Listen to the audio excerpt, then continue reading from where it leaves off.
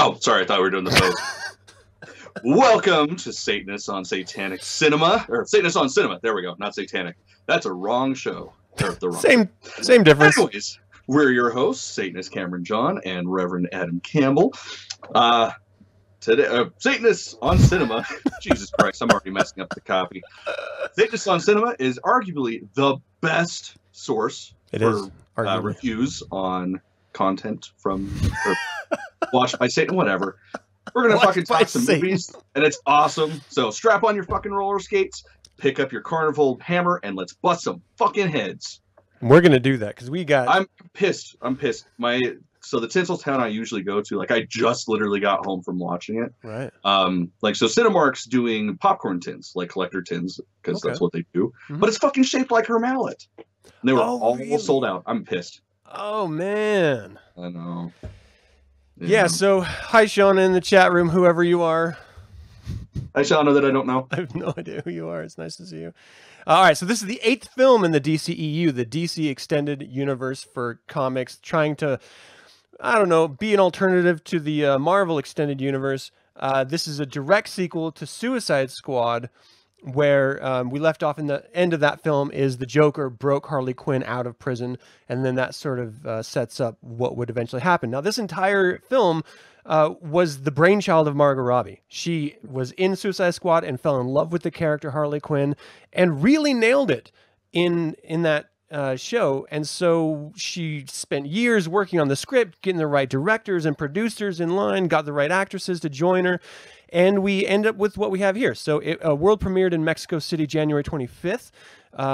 It was a budget of $97.1 million, and it earned in the first weekend $34 million in the opening weekend. So it will end up earning back its money, but you know, it's sort of like middling success. It's got a cinema score of B+. It's got 79% certified fresh in Rotten Tomatoes. It's 6.6 out of 10 on IMDb. So it's certainly good. It's just not blowing away like Aquaman did and take everyone by surprise. Mm-hmm. But from people who, you and I, are fans of DC movies, I mean, Batman, Joker was amazing. Yeah. How do you think this compared, or do you think it's fair to compare this, the first R-rated DCEU film, or DC film, no, it's the first R-rated DCEU film. Yeah, because Joker doesn't count. Yeah. I fucking loved it. Honestly, it's probably one of my favorites. And I mean, yeah, I just barely watched, so I'm still like, oh my God, it was so great. But yeah, it was, the thing was, aside from the first Affleck Batman, this was one that was closest to the comics. I mean, granted, the comics are, you know, it's the post New 52 Harley Quinn one-off, or not one-off, but like a solo story. Like so much of it was plucked straight from that. So I really dug it just for that aspect alone. Oh, that's cool. And then, yeah, I watched Suicide Squad last night, the extended cut, so I could get prepared for the movie, say. And just if we're just comparing it to the original movie, like this being the sequel, it's so much fucking better. Oh yeah, like it just hands down, this is a much better film. And it's funny, all I've been hearing from people is how much it fucking sucks. That blows me away too, because it has a B+ cinema score. I mean, that's really, really good. And I mean, and that the cinema score is usually used by analysts to determine whether or not a film has legs over and beyond its initial release. Now, the studio expected this to break like 50 to 70,000 in its opening weekend, and so they were a little disappointed, and they determined that the reason was that the title was confusing to people, because most theaters only showed Birds of Prey when you were purchasing tickets. They didn't show the full name, which was Birds of Prey and the Fantabulous Emancipation of One Harley Quinn. And so if people don't know Margo Robbie's in it, which is an amazing actress, and she did an amazing job playing Harley Quinn, then they don't know Harley Quinn is in it. And if they don't know Harley Quinn is in it, they don't know what the hell it is. So why would people go to see it? And the marketing wasn't that great, if we're being honest, to tell what the actual story was about, and that it was R-rated, and that it was a compelling story, though not too complicated. Yeah. I kind of liked it. And I like the idea that it's being told from a perspective that's unreliable. Miss Harley Quinn herself. Yeah, definitely. that's so beautiful, because they did keep that perspective of it's just her telling the story. Yeah. So it jumps around like a fucking crazy person would. Absolutely. Yeah, I really enjoyed it. Let's give a shout out to M. Ashworth and Dallas in the chat. What's up, guys? Thanks for joining us. Okay, so they changed the title of the film after the first opening weekend to Harley Quinn, Birds of Prey, so that you understand, okay, this is a Harley Quinn film, and it really, really is. I think Birds of Prey is this is less of an introduction or a origin story for Birds of Prey than it is just a Harley Quinn adventure, which happened to be related around the Joker as a setup and around the Birds of Prey as the conclusion. No, I mean, it's just like with Suicide Squad. As far as I'm concerned, Suicide Squad wasn't Suicide Squad. It was Deadshot the movie. Yeah. No, like, that's it was fair. par for course. Yep. Yeah, they got to find an angle. Well, one thing I did really love about it is they let Margo Robbie do her thing. They let the director, who did a phenomenal job, Kathy Yan, really take the story in her own direction. They did a whole bunch of reshoots with the stunt coordinators from like John Wick in order to create fight sequences that were really exciting. And the entire time, I wasn't in my head thinking about the characters or what it means to some great or anything. I was just enjoying the moment. And I think that's probably the greatest thing you can ask out of an action film like this. Oh, absolutely. And the fact that it is kind of an action film. The only thing that would have made it better is if Katana was in it, because Katana's one of the Birds of Prey. Yeah. Because then you'd have a fucking lady wielding a katana, like slicing motherfuckers up. That would have been just perfect cherry on top. It would have also been great because they had that first introduction in Suicide Squad. So to carry that out, carry that through, or rather, would be interesting. But they didn't. So that's okay. All right, so we're going to go into spoilers here. So if you haven't seen it and you don't want spoilers, get out. But again, Margo Robbie is the star of this film. She plays Harleen Quinzel, or Harley Quinn. We have Mary Elizabeth Winstead as Helena Bertinelli, and she plays Huntress. And the Huntress role is a little bit different from what I read online about the different versions of Huntress, but it works in the film, I think. Journey Smollett Bell is Diana Lace, also known as Black Canary. She does a fantastic job. Rosie Perez, one of my old school favorites. I don't know why I did that. Because you just love her that much, Adam. She plays Renee Montoya, detective for the PD. And then Chris Messina is Victor Zaz, who is just awesome in this, I thought. Yeah. You didn't like it? It was weird. We'll get into it in just a second. Get into that. Ella J. Basco was Cassandra Cain. Ali Wong was Ellen Yee. And Ewan McGregor, my favorite McGregor. Not like that fucking Eli McGregor. Fuck that dude. Yeah, but Ewan McGregor was Roman Sionis, as Black Mask. Okay, so the basic setup, and then let's get into some details here, is that Harley breaks up with the Joker, who was her only protection. That means all of the other dangerous people in Gotham City now can go after her, and they do. Her only saving grace is that she offers to find a stolen diamond from Black Mask, Sionis, and he allows her to find it, and presumably if she brings it back, then she'll let him live. He'll let her live. Yeah. That's the entire film. And then there's a bunch of little B plots that bring all the females together into the Birds of Prey, as it were, by circumstance. Actually, you know what, Dallas? Conor McGregor, second to Ewan. Hands down. He's great. I don't know who the fuck that is, but fuck him. You know Conor? Okay, anyway, we're not gonna get sidetracked. Is it some sort of sports thing? Yeah. It's okay. It's kind of a sports thing. Okay. That being said, what did you think? I mean, what were some of your favorite parts? What? So, I mean, of course, like, the story building was fantastic. The writing was great. She really nailed the character. Like, especially going more into, like, how she is in the comics, where she is batshit fucking crazy, and then just out of nowhere, she'll start psychoanalyzing somebody. Yeah. And it's just like a fucking light switch hits, and then immediately goes back to like, it was perfect. Yeah. And especially, like I was saying earlier, if you've read any of the post New 52 Harley Quinn stuff, I mean, the fucking Bruce, the hyenas, right? The fucking beaver. Like, I wish we would have got more story with the beaver, but yeah, he's a huge part of her start after she left the Joker and stuff, Right. post-death family. But I mean, honestly, like the fucking fight scenes were fantastic, especially once they get to the booby trap and amusement aisle, or amusement mile rather. Yeah. Like that I will watch that movie again just for that scene, like that whole fight sequence. So perfect.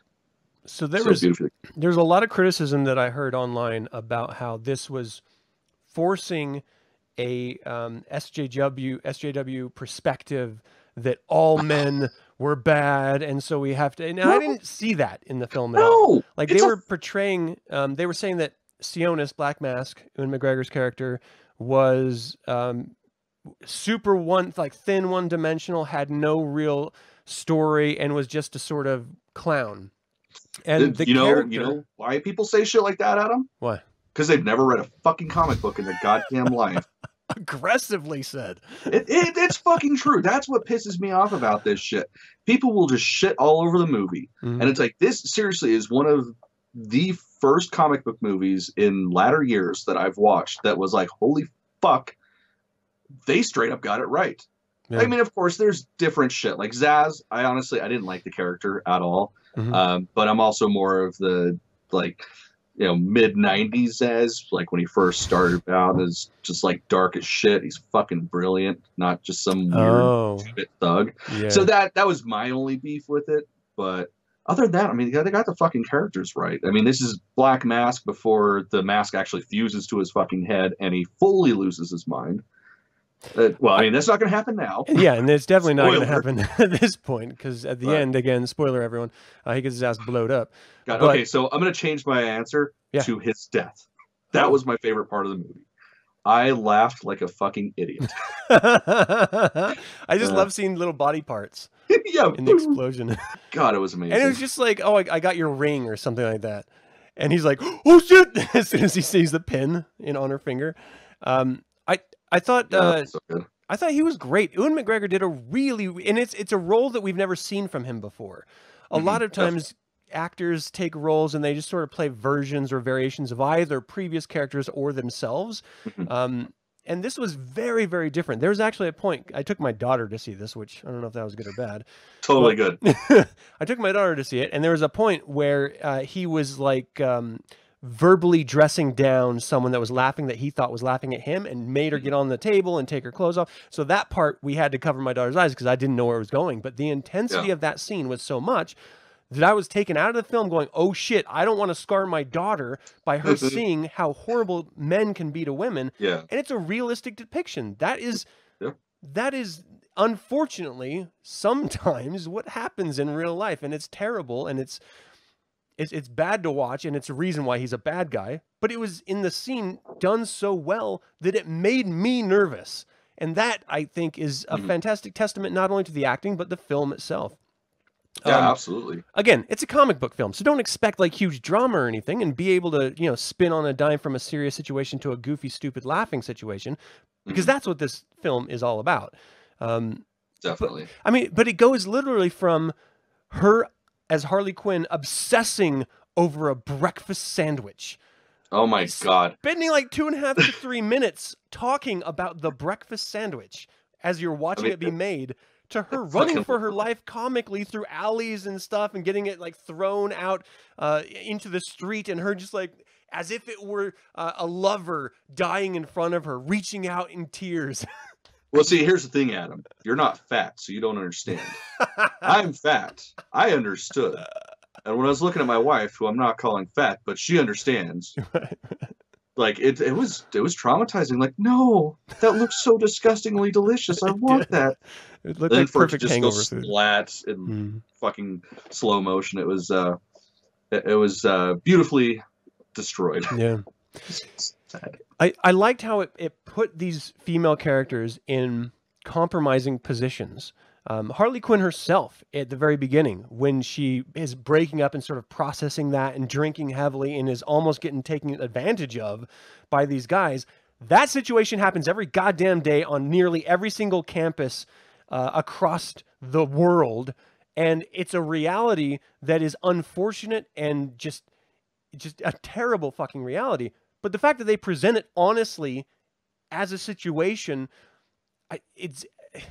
I think it's a little bit brave in order to do that, because it's saying, no, this is a comic book movie, but real life still exists here. And it wasn't a situation where she was pretending and then she was going to beat everyone up. No, she had to be rescued by the sirens. So I thought that was just so great. You continually saw these moments of reality peeking in through this sort of absurd story itself, and that was the hook that kept me going, I think.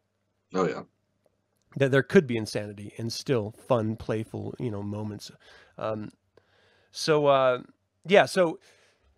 think it was a little bit contrived how they got everyone together, and then they're like, well, we're going to get fucking killed unless we all work together. Yeah. That was a little contrived, but I don't know how else you would do that in a film.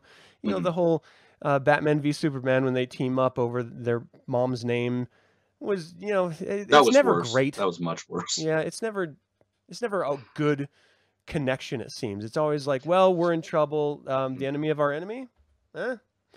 So, and that's, what ties them together. But then you get this really wonderful roller skate fighting sequence in not only the fun house, but then in the streets. Yeah. With motorcycle chases and car chases. The thing I really liked about that, like the very beginning, is when the characters called out the fucking shit. Like, when the fuck did she change her shoes? It's like, thank you. They understand that people are going to be like, wait, when the fuck did that happen? Yeah. I always love the little brief vignettes of you being able to see Harley Quinn, the therapist, before her transformation, when she just randomly throws in comments. Revenge rarely brings the catharsis. If I go quiet, it's because my shit's frozen or something. Oh, okay. Sorry. No, that's fine. I did notice that there's a dropped frame rate on my end, so. Oh, okay. Also.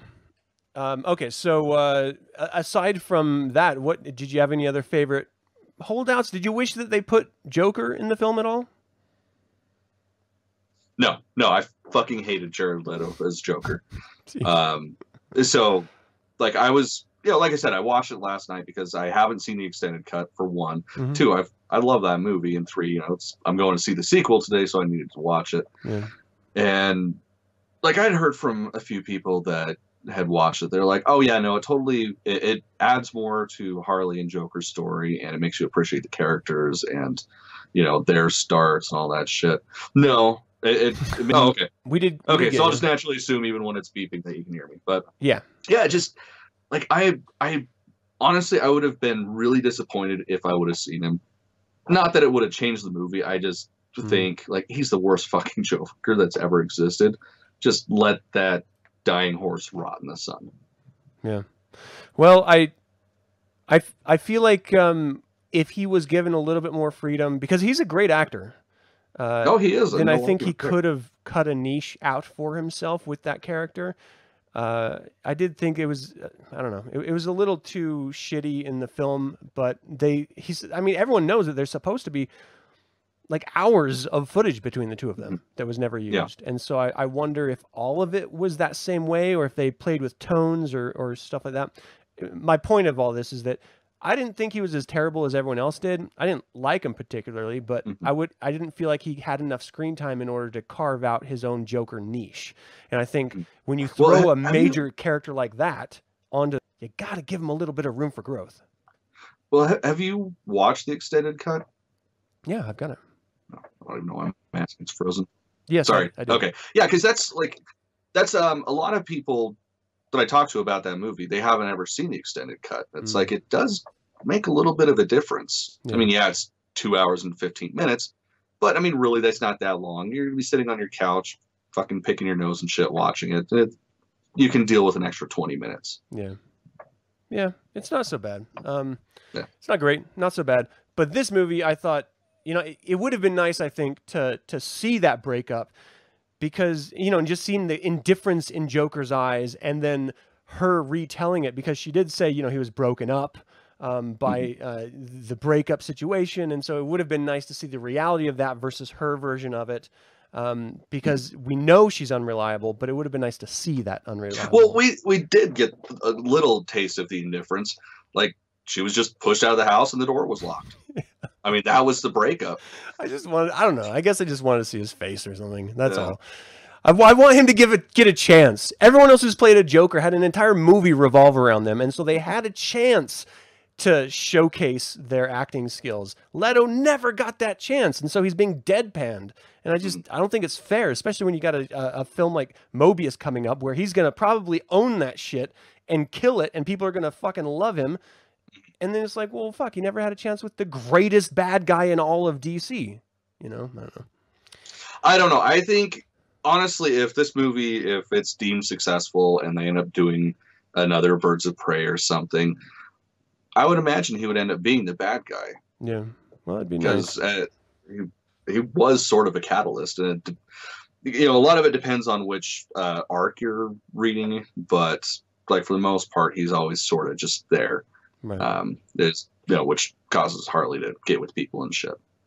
Huh. All right. Well, I thought that the humor in this film was on point. I thought everything flowed together really nicely. I got a sense of thinking about my sisters, actually, while I was watching it. And just in the fact that, I have kind of a crazy family. The women are a little dominating and, opinionated and stuff, not in a bad way. And so, headstrong women in films always remind me of my sisters and my mom. And so that was nice to see realistic female characters rather than damsel in distress female characters that are so prevalent in so many films. That would ruin this fucking movie if they were all like that. Yeah, I need to that's the whole point. They don't need a fucking man. They're the Birds of Prey. But what did you think about the end, where Harley's not officially even part of the Birds of Prey? It just lets the setup of the Birds of Prey be. That's how it's supposed to be. Oh, okay. Yeah, because she's kind of that's how she's always been portrayed. Is she's sort of like the really bad version of Catwoman, where her loyalties lie with herself, but she can play both sides. Right. It's just Catwoman being more good than bad. Harley's the opposite of more bad than good. Well, it was fantastic. If you can give it a score, actually, hold on. What are your least favorite parts of it before we sign off here? Like I said, honestly, really the only thing that bothered me was just the portrayal of Victor Saz. Like, he's a strong, dark character, and he's fucking wicked smart. And I didn't really feel that come across. Like, he definitely get the evil. I did love when he has her on the couch, like, all drugged up. He's showing her the scars and showing her special spot. Like, that is him. Like, there's spots on his body for particular people when he does off them. So that was, I really appreciated that part of it. But all in all, I think they could have done a little different with the character, but it didn't ruin the movie or anything for me at all. Yeah. Well, and then, it did showcase the men pretty much as just disposable, like all bad guys are. No, all men are disposable anyways. Like, that's just how it goes. The thing is I would like to see a film where it builds a bad guy in the same way that it builds, like they did with Thanos. He was in two, actually starred as a bad guy in two different movies. So you had this progression of strength and fear and intimidation and power, and he was leaked in previous films. And so you already had this establishment. I wish DC would do something like that, where you had just this building of a bad guy through a series of films. Started. What's that? They started. If they hadn't, just been fucking babies about it and just kept with the universe, they were giving us Darkseid. Yep. Like, Darkseid and Apocalypse was coming. And then they're like, wow, we're not Marvel. Let's just say fuck this. Yeah, and ironically, right after, they let directors do whatever the fuck they want. Yeah, of course. Shitting on Zack Snyder. Shit.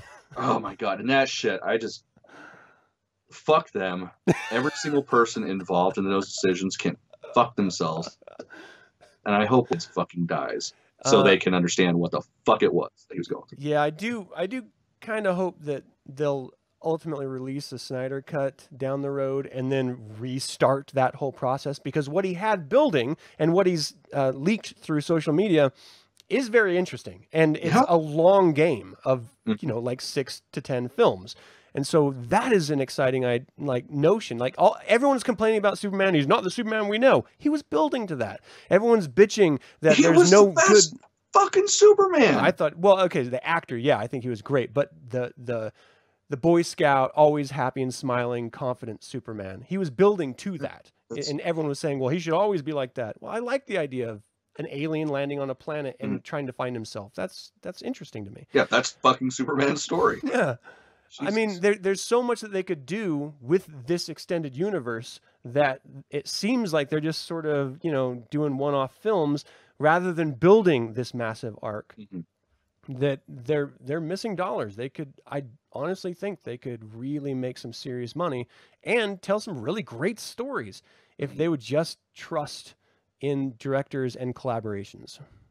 But they don't. Yeah, that's just nobody has balls.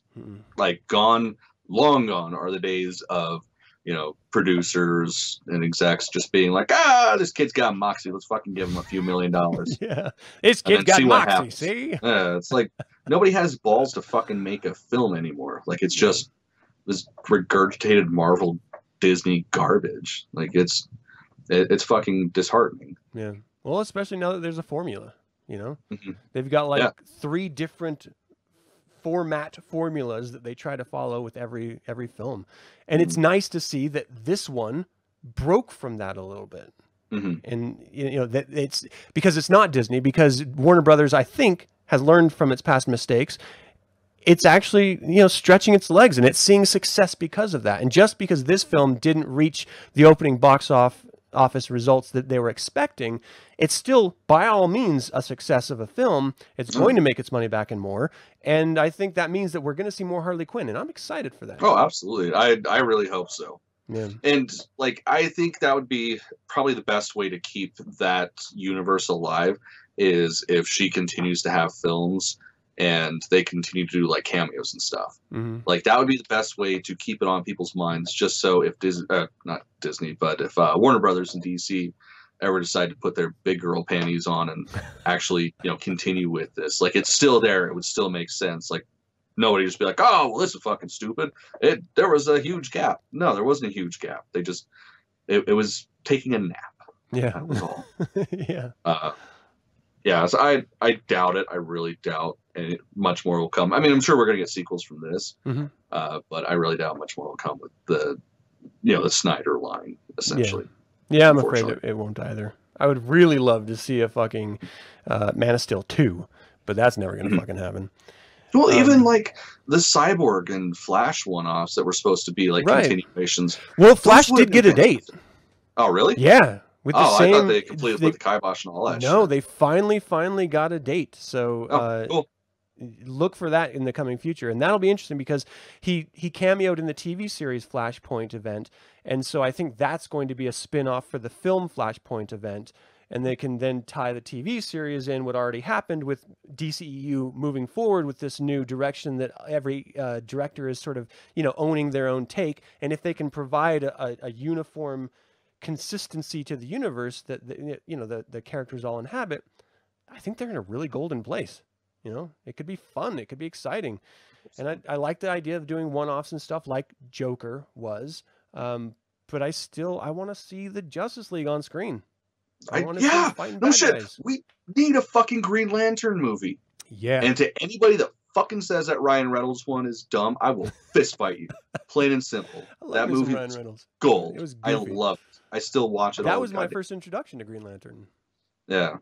It's like so many people were bitching about, so many inaccuracies. There were 3. I fucking counted them, and they weren't that big of a deal. I almost missed them. About this. I am. Seriously, I get in arguments all the time over that movie. I loved it.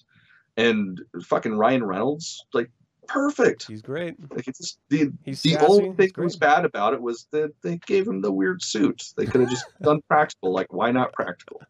Yeah. But whatever. That's a different movie. I think it would be very funny if he moves forward in the Marvel extended universe with Deadpool, and then he comes back and just cameos in the DC extended universe as the old Green Lantern. That'd be so perfect. That'd be great. And they have other actors who do that, so why not? Let me give a quick shout out. Thank you, Wilhelm. We really appreciate it. It's really great to see you live as well, or talk to you. See your face next to your name live in chat. That's it. Except for me, because I don't have the chat window up because my computer's dumb. It'll all fucking freeze and shit. So yeah. Damn. Thanks, Dallas. We appreciate that. Okay, so that's gonna do it for this episode. I think. Is there anything else you wanted to touch on? Go see the movie. Yeah, it's fun. That's great. I'll give it. What was the? I know we were talking banana stickers, but what were the ratings? Fuck it. I'll give it 3 3/4 banana stickers out of 4. Oh wow, generous. Okay. I don't think it was that good. I did enjoy it a lot. Well, I will probably buy it. Here's why. Like I always love Giallo films, but I'm really on a heavy Giallo kick right now. So just like all the lighting and the suspenseful music, shit like that, like it was like, comfort food for me. So I really loved it. Nice. Yeah, God, the filming of this was so great. It was, and the fact that it was dark, but it was super bright and exciting, and as well, it was not a one-dimensional film. There was a lot going on, and I really appreciate that as a film goer. So I'm going to give it a 3 out of 4 banana stickers. I think that was great. And I also recommend it to everyone if you like superhero flicks in general, but if you like DC characters or just Harley Quinn or the Joker, I think it's going to be worth your time. You're going to enjoy it. You're going to have a good time. Don't bring your daughter without planning on covering her eyes and ears, because there's some things in it that are a little risque. Scary. Or just let her get to know the world that she lives in. It's a good point. It's a really good point. But I'm not a parent, so who the fuck am I to say? All right, everyone. Thank you guys so much. I got a little bit of an outro I want to throw your way. Like and subscribe to the video, subscribe to the channel, and click that little bell icon if you want to hear about other films that are going to be, or other videos that are going to be released on this channel. If you'd like to get updated via email, there's a link to the email list in the chat below, but there's also an audio podcast of this version. Just go to wherever you get podcasts and search Reverend Campbell, or if you want the Satanists on Cinema specific RSS feed, check out Reverend Campbell / Satanist on cinema, or just go to the website reverendcampbell.com and you'll be able to find the RSS feed right there. Again, for those of you who don't know, that's just the podcast link. That's just this series of episodes, and that's going to do it. That's how you kill a fucking copy. Unlike this asshole over here. And that's how you do it, people. Thank you guys for tuning in. Until next time, hail Satan. Hail Satan. Just gonna let this stay on the screen for a minute and talk over it. Yeah, that was fun. I hope they do an extended cut of this. I just want to see more fighting.